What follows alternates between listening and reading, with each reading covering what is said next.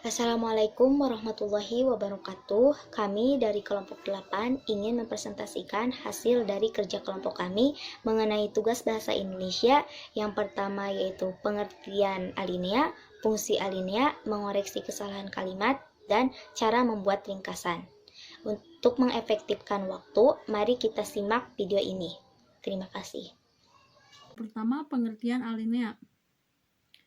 Alinea adalah suatu bentuk bahasa yang biasanya merupakan hasil penggabungan beberapa kalimat. Menurut beberapa ahli, Arifin dan S. Amran Tasai, alinea merupakan suatu seperangkat kalimat yang membicarakan satu gagasan atau juga topik.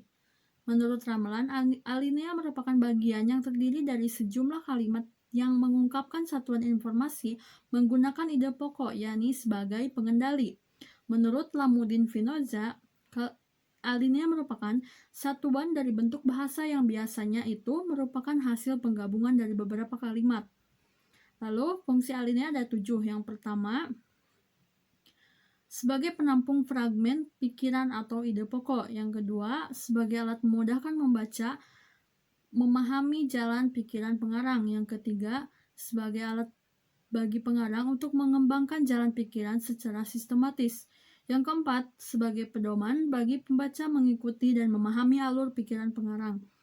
Yang kelima, sebagai alat untuk penyampai fragmen pikiran atau ide pokok pengarang kepada para pembaca. Yang keenam, sebagai penanda bahwa pikiran baru dimulai. Yang ketujuh, dalam rangka keseluruhan karangan paragraf, dapat berfungsi sebagai pengantar, transisi, dan penutup atau konklusi. Lalu, macam-macam alinea. Macam-macam alinea berdasarkan fungsinya ada 3, alinea pembuka, alinea pengembang atau isi, dan alinea penutup. Berdasarkan posisi kalimat topik, alinea ada 4, alinea deduktif, alinea induktif, alinea deduktif, induktif atau gabungan, dan alinea penuh. Jadi, alinea deduktif adalah alinea yang kalimat utamanya terletak di awal kalimat. Sedangkan alinea induktif adalah alinea yang kalimat utamanya terdapat di akhir kalimat. Dan alinea deduktif-induktif adalah alinea yang kalimat utamanya terdapat di awal kalimat, kemudian ditampilkan kembali di akhir kalimat sebagai penegasan. Koreksi kesalahan kalimat. Berdasarkan sifat isinya, ada 5, yaitu persuasi, argumentasi, deskripsi, eksposisi, dan narasi. Persuasi adalah komunikasi yang digunakan untuk mempengaruhi dan meyakinkan orang lain sesuai pada prinsipnya, merupakan upaya penyampaian informasi dan berinteraksi antara manusia dalam kondisi di mana kedua belah pihak sama-sama memahami dan sepakat untuk melakukan sesuatu yang penting bagi kedua belah pihak. Yang kedua, argumentasi. Argumentasi adalah salah satu jenis pengembangan paragraf dalam penulisan yang ditulis dengan tujuan untuk meyakinkan atau membujuk pembaca. Dalam penulisan argumentasi ini dapat berupa penjelasan, pembuktian, alasan, maupun ulasan objektif, di mana disertakan contoh, analogi, dan sebab akibat. Yang ketiga, deskripsi. Deskripsi adalah sebuah kaidah upaya pengolahan data menjadi sesuatu yang bisa disampaikan dengan jelas dan tepat agar dapat mudah dimengerti oleh orang lain yang tidak mengalaminya sendiri.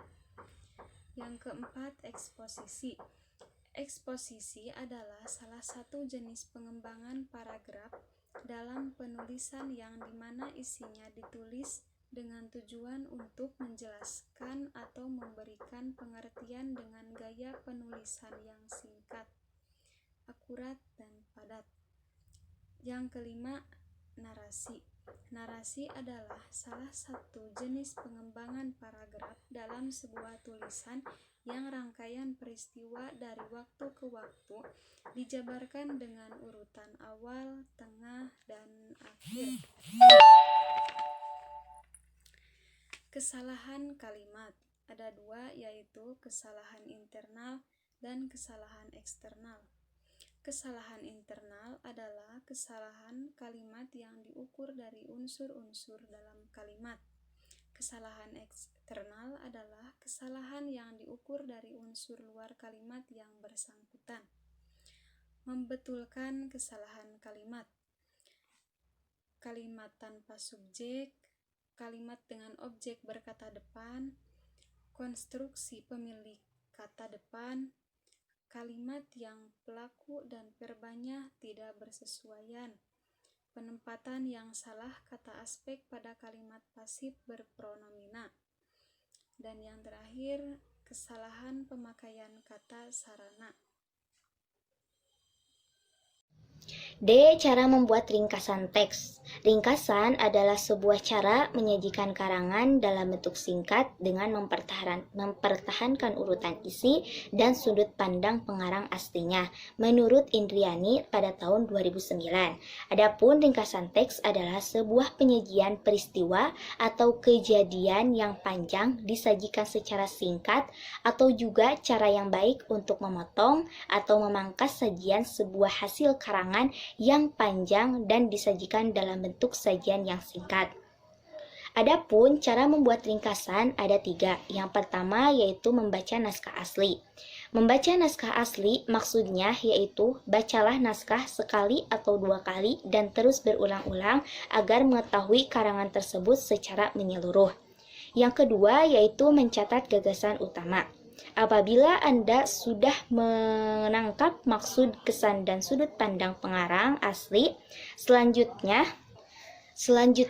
catat semua gagasan yang penting dalam bagian atau alinea tersebut. Pokok-pokok yang telah dicatat dipakai untuk menyusun sebuah ringkasan. Yang ketiga yaitu mengadakan reproduksi. Maksudnya yaitu memakai kesan yang umum dan hasil pencatatan untuk membuat ringkasan. Urutan isi sesuai dengan naskah asli. Ada beberapa hal yang harus diperhatikan dalam membuat ringkasan. Yang pertama yaitu menyusun kalimat tunggal daripada kalimat majemuk. Yang kedua yaitu meringkas kalimat menjadi prasa, selanjutnya prasa menjadi kata. Yang ketiga yaitu mengganti rangkaian gagasan yang panjang menjadi gagasan yang sentral atau pusat. Yang keempat yaitu jika memungkinkan buanglah semua keterangan atau kata sifat yang ada. Yang kelima yaitu mempertahankan susunan gagasan dan urutan naskah. Yang keenam yaitu menentukan panjang ringkasan.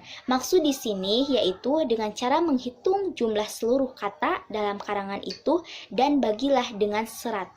Hasil pembagian itulah merupakan panjang karangan yang harus Anda buat atau Anda tulis. Jadi kesimpulannya adalah alinea merupakan suatu bentuk bahasa yang biasanya merupakan hasil penggabungan dari beberapa kalimat. Fungsi alinea ada 7. Yang pertama, penampung ide pokok. Yang kedua, memudahkan pembaca. Yang ketiga, mengembangkan pikiran pengarang. Yang keempat, memahami alur pikiran pengarang. Yang kelima, sebagai penyampaian fragmen. Yang keenam, penanda bahwa pikiran baru dimulai. Yang ketujuh, karangan paragraf berfungsi sebagai konklusi. Lalu koreksi kesalahan kalimat ada 2. Yang pertama, kesalahan internal. Yang kedua, kesalahan eksternal.